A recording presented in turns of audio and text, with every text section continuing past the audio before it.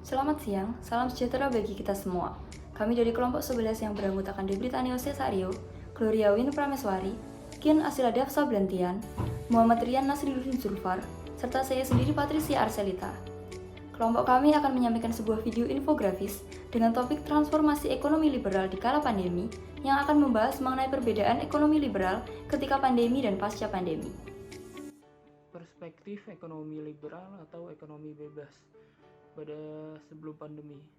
Dalam pandangan klasik, sumber daya manusia merupakan semua anggota yang terlibat dalam proses produksi suatu komoditas, baik secara langsung maupun tidak langsung. Para pelaku ekonomi harus diberi kebebasan agar fokus pada tujuannya masing-masing. Produsen diberi kebebasan untuk menggunakan teknologi dalam proses produksi untuk menghasilkan barang yang menguntungkan, sedangkan konsumen diberi kebebasan untuk memilih barang berdasarkan uang yang konsumen tersebut miliki dan juga sesuai selera dari masing-masing konsumen tersebut. Poin penting dari ekonomi liberal atau ekonomi bebas adalah setiap orang dibebaskan melakukan hal yang terbaik untuk dirinya sendiri. Aktor sentral dalam ekonomi liberalisme adalah individu yang berperan sebagai produsen dan konsumen. Pasca pandemi COVID-19 yang masih belum sepenuhnya usai, terdapat banyak perubahan signifikan berupa ketidakstabilan alur ekonomi, khususnya dalam sektor industri dan kesehatan. Dinamika rantai ekonomi global yang terdampak oleh permasalahan pandemi ditunjukkan dari rusaknya tatanan sistem ekonomi. Hal ini mendorong meningkatkan kesenjangan sosial serta ekonomi setiap negara. Produsen dari negara-negara maju dengan cadangan finansial yang besar dapat menutup pengeluaran yang meningkat akibat pandemi. Tetapi hal tersebut tidak berlaku bagi produsen dari negara berkembang dengan ekonomi rapuh yang berujung pada ketidakmampuan dalam menangani krisis ekonomi secara mandiri. Nilai kembali liberalisme yang menjunjung tinggi kebebasan, begitu juga dengan ekonomi liberalisme yang menjadikan seluruh pihak bebas untuk ikut campur tangan dalam masalah ekonomi suatu negara. Contoh kasusnya dapat diambil pada saat pandemi COVID-19 tahun 2020 silam di Indonesia. Potensi sumber daya minyak bumi di Indonesia seharusnya dapat dimanfaatkan secara maksimal oleh pemerintah. Namun, pada saat pandemi COVID-19 tahun 2020, kelangkaan BBM pun terjadi yang mengakibatkan naiknya harga BBM.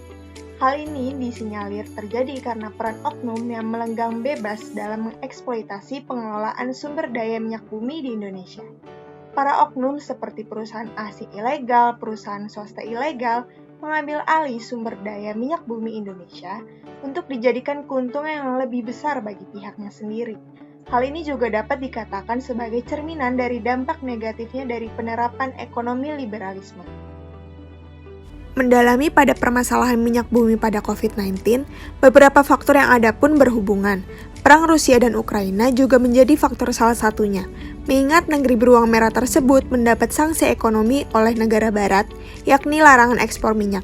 Hal ini mengakibatkan adanya pengetatan pasokan energi global dari Rusia sehingga membuat patokan harga minyak bumi dunia mengalami kenaikan yang signifikan.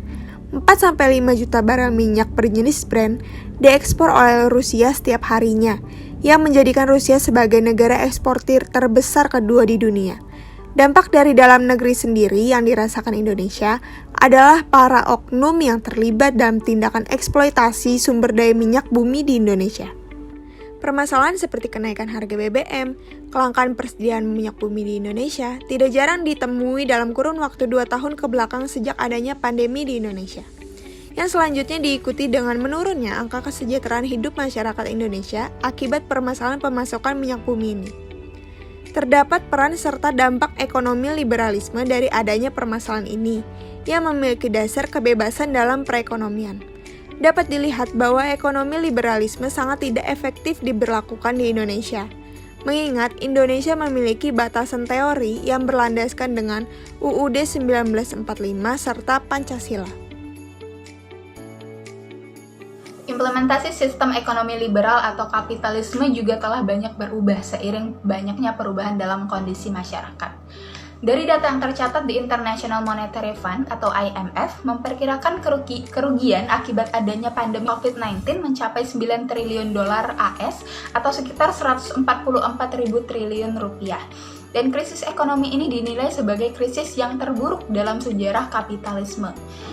Demi menanggulangi dampak pandemi ini, banyak negara, terutama negara kapitalis, yang menyuntikkan dana bantuan dengan nominal yang besar kepada masyarakat maupun korporasi. Di Indonesia sendiri juga memberi insentif ekonomi sebesar 400 triliun rupiah dalam upaya menanggulangi dampak pandemi COVID-19. Kesimpulan yang dapat ditarik adalah sistem penerapan ekonomi liberal pada dasarnya memiliki keuntungan dan kelemahannya masing-masing. Sistem ini memberi kemerdekaan bagi rakyat menjadi pelaku usaha atau aktor dalam kegiatan perekonomian. Akan tetapi, penerapan ekonomi liberal belum sepenuhnya layak dan cocok bagi beberapa negara, khususnya negara berkembang termasuk Indonesia. Ada beberapa faktor yang menjadi ketidakcocokan sistem ekonomi bagi negara berkembang, seperti masalah tingkat SDM yang belum mencukupi taraf kemakmuran, serta kelimpahan sumber daya alam yang cenderung membawa permasalahan pada monopoli dagang, kemudian kondisi sosiopolitik negara yang kurang kondusif. Pada kasus tertentu, perekonomian liberal membawa dampak keuntungan sepihak yang mungkin tak selaras dengan konsep perniagaan yang mana seluruh pihak yang terlibat harusnya diuntungkan dan kebutuhannya terpenuhi.